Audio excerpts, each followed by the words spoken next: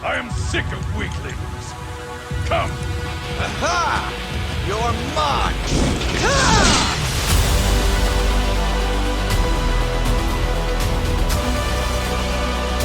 Right, Shoyu?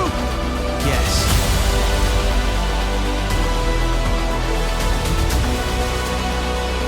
Yeah, bring it on!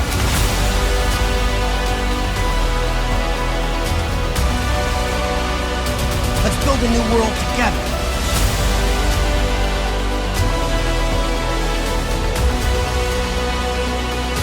Come and get it.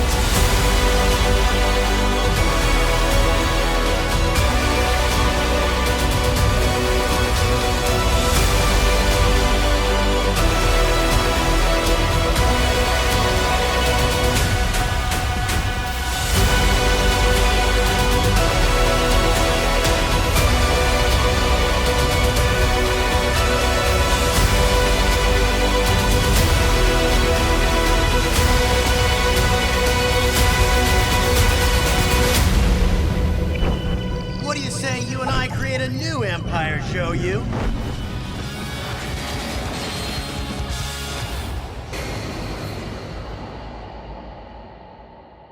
What's going on, guys? Welcome back to the Night Out channel. Welcome back to the series where we're counting down the top Dynasty Warriors characters as of the latest game. Coming in at number 13, we have Sun Ce. Sun Ce is Sun Jian's eldest son and Sun Quan and Sun Shangjiang's older brother. Popular and well-liked, Sun Ce was an ambitious leader who laid the foundations of Wu with his best friend Zhou Yu. Romance of the Three Kingdoms dubs him the Little Conqueror and emphasizes his warrior image. The narrative has him die due to Ganji's ghost, and he is Da Qiao's husband. Before we jump into how Sun Ce has changed within the game since his Playboy debut back in Dynasty Warriors 3, let's take a look at the popularity polls to see why Sun Ce is all the way up here at number 13. In the first popularity poll, Sun Ce receives 1,217 votes out of a total of over 75,000 votes, putting him at the 21st position. In the second popularity poll, he's going to drop down to the 44th position. And then in my personal rankings, ladies and gentlemen, I would like to introduce to you my number one favorite character in the game, Sun Ce. So Sun Ce for me is my favorite character in the Dynasty Warriors series, and he became my favorite character after Dynasty Warriors 6. I did like him in the earlier games, but after Dynasty Warriors 6, he really became a character that I was always drawn to play. The reason for me liking Sun Ce is pretty simple. For me, Sun Ce represents what Dynasty Warriors is. It's about a game where you get on, you have fun, and you don't really worry too much about the little details and doing things correctly and doing things right. Sun Ce has always had this carefree, kind of charismatic, cheerful attitude, and no matter what he's doing, no matter who he's fighting, he always has an upbeat attitude, and he's always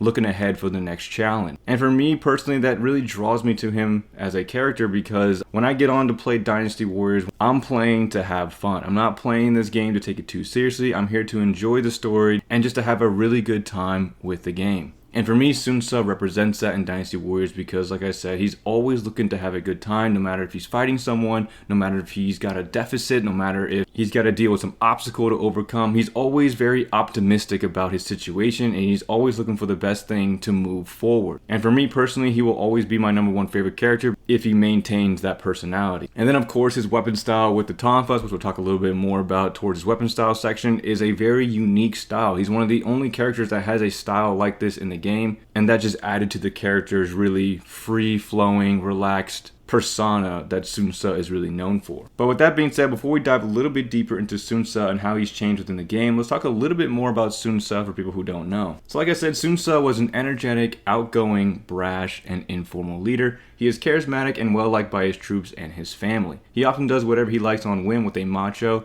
and confident attitude. Proud of his heritage and gung-ho for battle, he has a tendency to get lost in the thrill and forget his limits. Therefore, he relies on the wisdom and responsibility of his friend Zhou Yu to keep him focused and on track. So like I said, Sun Ce has this personality where he tends to get lost in the thrill of battle, and that tends to push him over his limits perhaps. But because Sun Ce is so passionate with everything he does, out of all the characters in the game, Sun Ce is one of the few that actually is having a lot of fun within the chaos. There's always a sense of optimism and thrill and excitement with Sun Ce, and he's just always looking to have a lot of fun, and that's what, again, I really like about the character. but he is grateful for any helping hand and strives to repay his debts in kind. Sun Tzu has a lot of relationships within the game, and he's able to make and maintain these friendships because of how charismatic and optimistic he is as a character. We'll talk a little bit more in detail about his relationships towards that part of the video. But like I said, Sun Tzu was the eldest child of Sun Jian, who was killed in battle during the Battle of Shanyang when Sun Tzu was only 16. Sun Tzu then broke away from his father's overlord Yuan Shu and headed to the Jiangdong region in southern China to establish his own power base there. With the help of several people such as Zhang Zhao and Zhou Yu, Sun Tzu managed to lay down the foundations of the state of Eastern Wu during the Three Kingdoms period. In 200, when the warlord Cao Cao was at war with his rival Yuan Shao in the Battle of Guandu, Sun Tzu was rumored to be planning an attack on Zhushang, Cao Cao's base. However, he was assassinated before he could carry out the plan. There's a lot of mystery behind Sun Tzu's death and a lot of debate on what actually happened, and when we get to the death part of his video, we'll talk a little bit more in detail. But that's pretty much an overview of Sun Tzu and who he was. He was a really charismatic person. He took over for his father after his father died, and he really skyrocketed the influence and power of the Wu Kingdom during his short reign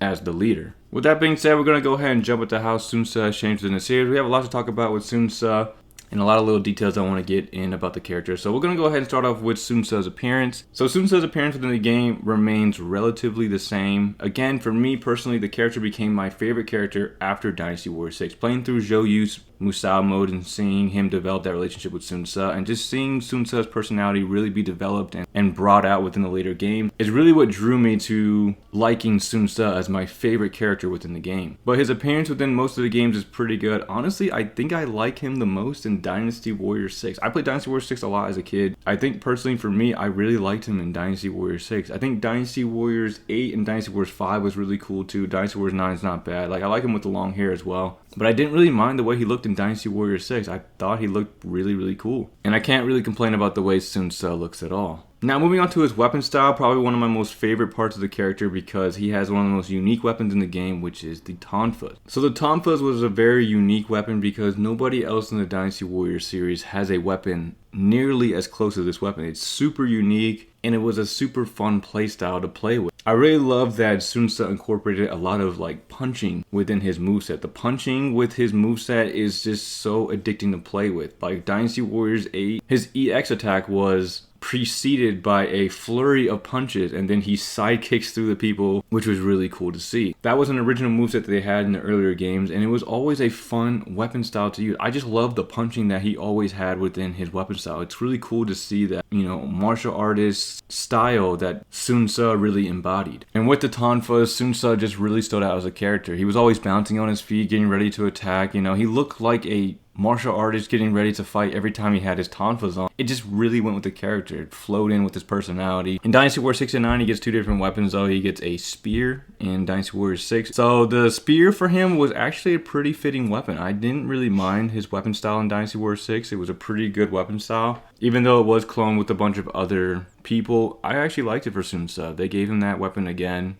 I wouldn't complain too much about it, but of course, his iconic weapon is definitely the tonfas. And then Dynasty Warriors 9, he gets the Longtown Daja Dao. And the only really thing that I liked about the weapon style was the Musou attacks. The Musou attacks for the Longtown Daja Dao was really cool. I like the basic one. It changed from the previous games when he had the tonfas, but his Musou attacks within most of the games was pretty decent. Dynasty Warriors 3 through 5, he maintained the same one. He does a couple of, you know, strikes, and then he kind of like whirlwinds up. And then moving on to Dynasty Warriors 6, whose Musou attack was the basic spear one. And then Dynasty Warriors 7 and 8, he gets the same Musou attacks. Now, those Musou attacks were okay. The second Musou was really underwhelming. It was just like an uppercut with the tonfas, and I thought it was like a grapple, so I did it multiple times to see if it was a grapple with the second Musou, but it's just a very simple, it's like his first charge attack. He just does an uppercut with fire on his tonfa, so that was a little disappointing. His arrow Musou attack was pretty cool, and of course I like the punching with the Musou attacks. Really cool to see that. But yeah, I can't really complain too much about the Musou attacks. I mean, people that like this character are going to associate him with the tonfas. The tonfas are just a unique and iconic weapon for him. I mean, who doesn't like to play with the tonfas? It's such a unique weapon, and you really get to exhibit more of that martial arts style. Now, moving on to his voice acting. His voice acting within most of the games is pretty good. Dynasty Warriors 3 and 4, he gets two different ones.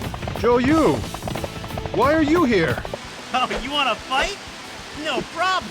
and I thought they fit him just fine. It wasn't anything too much to complain about. I thought it fit him for who he was. It really showed, even with the limited personality that he had in those games, it really showed that enthusiasm that he has, as a character. So I can't really complain about that too much. Dynasty Warriors 5 through 8 was hands down his best one. But the true battle is only just beginning.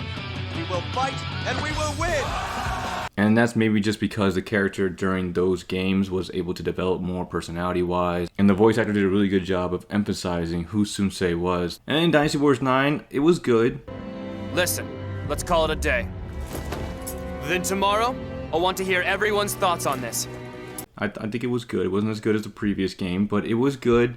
It's just there were some moments when the voice acting, when he was talking, was kind of off. Like his ending in general in Dynasty Warriors 9 was kind of a weird one for me. It wasn't the best display of him. It was kind of like he was pouting about what they were calling him and stuff. I think that kind of dampened his personality a little bit. I don't think that's really what Sensei would be too concerned about at the end of the day. It almost make him seem like a man-child at that point. And during that part, the voice acting maybe took a hit, I guess. But throughout the game in Dynasty Warriors 9, Sensei's voice acting is just fine. It's nothing too crazy. And I can't really complain too much about the voice acting. Alright, now moving on to his significant battles, his relationships, and his death. So starting off with his battles, Sensei, because of his short-lived career, he only had a few significant battles, but it was enough to actually dub him a nickname and actually be, noticed as a great hero during that time. So the first one we're going to talk about is the Conquest of Wu. This is what accredited Sensei to becoming the Little Conqueror. So the Conquest of Wu was a battle in the southeast region of China. Sensei was able to pacify this region in less than a year. During this campaign, he also would recruit a bunch of notable officers during this campaign. So there are 3 leaders within this campaign that you have to take down within the game in order to successfully conquer Jiangdong.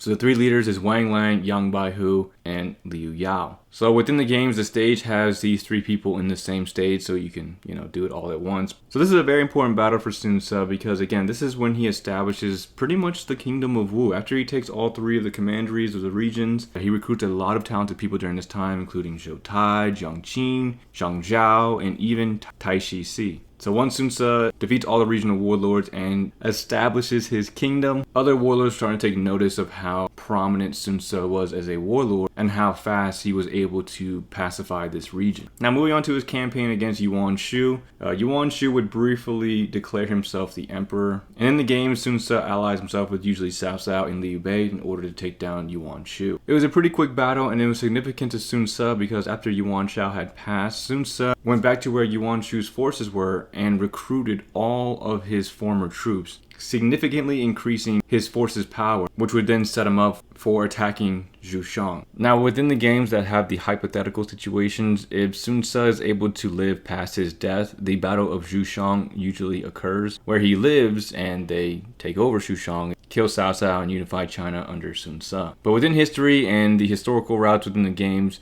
Sensei will end up dying before that, so we're just going to jump right into his death. So the exact cause of Sensei's death is unknown. The games take different routes on how Sensei is killed. Sometimes he's shot in the back with arrows, sometimes he's killed by this sorcerer named Ganji, and I believe most of the games lean toward the Ganji death. Even as implausible as it is, it's said that Sensei, ordered Ganji's execution and he was like haunted by apparitions of Ganji. And after he was injured by assassins, he was like seeing Ganji's apparitions everywhere. And he got so enraged to where his wound that he suffered broke and he died shortly from that. And then going back to the arrows, instead of having Sensei and the apparitions, it was said that the assassins actually, wounded him and he died the same night. I don't really know which death is the truth about Sensei, but unfortunately he does die from some reason. Either assassins, either, apparitions, sorcery. It's not entirely too specific, but within the games, it's usually either at the Battle of Zhushang or it's like this stage where Sensei is like trapped by Ganji or like fighting against Ganji. His apparitions end up damaging and killing him. Most of the games have some sort of cutscene or event around Sensei's death because it's a pretty prominent death. He rose up in power super fast and he was really gaining notoriety, and then all of a sudden it was put to a stop when Ganji or when he was,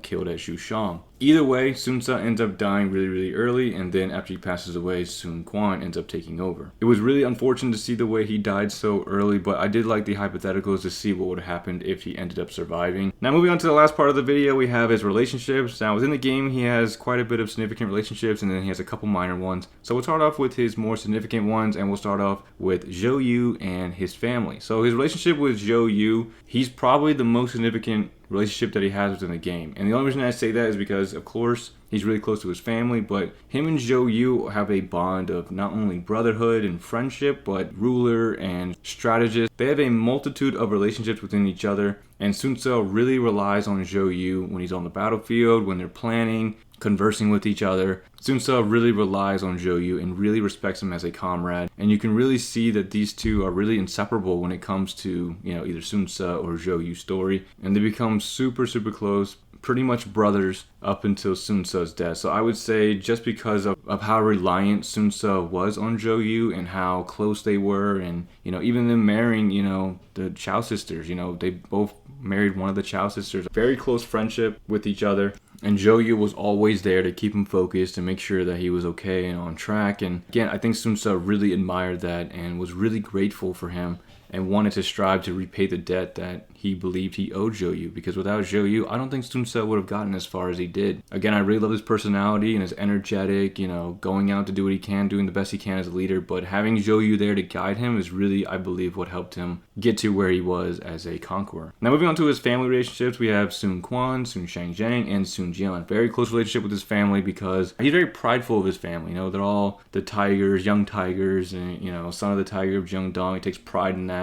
And after his father passes away, he takes on that role that his dad left behind and becomes it. I believe he was only 16 when it happened, so he's a really, really young kid and absorbs the responsibility and becomes the leader that Wu needed at that time. And up until his death, he was really close with his father, making sure that he was absorbing as much information as he can, learning as much as he can, really respected, his dad all the way up until, Sun Jian passed away. And then his relationships with his two younger siblings, Sun Quan and Sun Shangjiang, very close with them, wants to set an example for them, and kind of is always there to really set aside their fear of not strong enough or, their doubts that they have with each other or whatever it is. Sun Ce is there as a beacon of inspiration for them to really strive to become the best, not just for their kingdom, but, for themselves. And I really admire that about Sun Ce because he has this personality where he's not always trying to be this inspirational, motivational person, but because of his actions and the way his personality is, he's indirectly able to just illuminate this presence about him that people will just get inspired and just want to fight with him, which kind of jumps right into his relationship with Tai Shi. Tai Shi is a very close relationship that he has with him because these two fought on multiple occasions when they first met each other. I mean, Tai Shi was on the enemy side, he was on Liu Yao's side. Sun Ce had to fight him multiple times, but instead of seeing it as like a bad thing or like an evil thing or like a,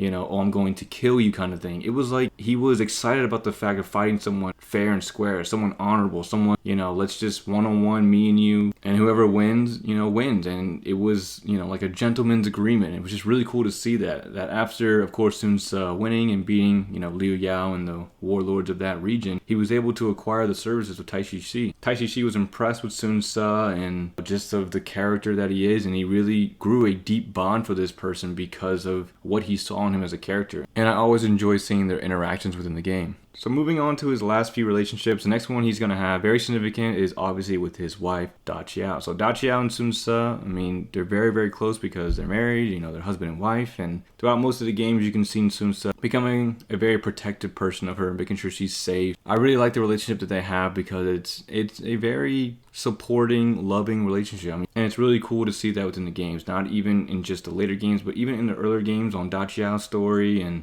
moments in Sun Ce's story, you can see them getting really close together and, her being there for him and whatever he needs. Da Qiao is there to help him, and I've always enjoyed their relationships within the game. And now his last minor relationship in the game is going to be with Huang Gai. And with Huang Gai, it's very, very minor, but it's there. It's just as a, kind of like a father figure after, Sun Jian passes away, and Huang Gai giving him the support that Sun Ce needed after he died, I think really helps Sun Ce. Having someone like that he looks up to, that I'm sure he respects, and, somebody that came in with his dad and everything like that, I'm sure he looks up to him and really appreciates and is really grateful that Huang Gai is there to help him through, of course, the death of his father, and then up until Sun Ce's death, just trying the best he can to put him on the right path and helping him become the leader of Wu. And that's pretty much going to be it for Sun Ce here. Again, he is my number one favorite character, and that's mainly because of his personality. His tonfas are awesome. The way he looks is pretty good as well. Voice acting is great. I just love the personality and what he represents within the game. Just having a good time, having fun, not getting bogged down on, oh, it's not working, or maybe we can't do it this way, or, you know, I don't think he really has any pessimistic views at all. Even when he's on his deathbed, even when he's shot, even when he's hurt, or whatever it is, he still maintains that figure of positivity and optimism. And I don't think it's even like a front. I think it's actually genuinely who he is. Like, nah, I'll be fine.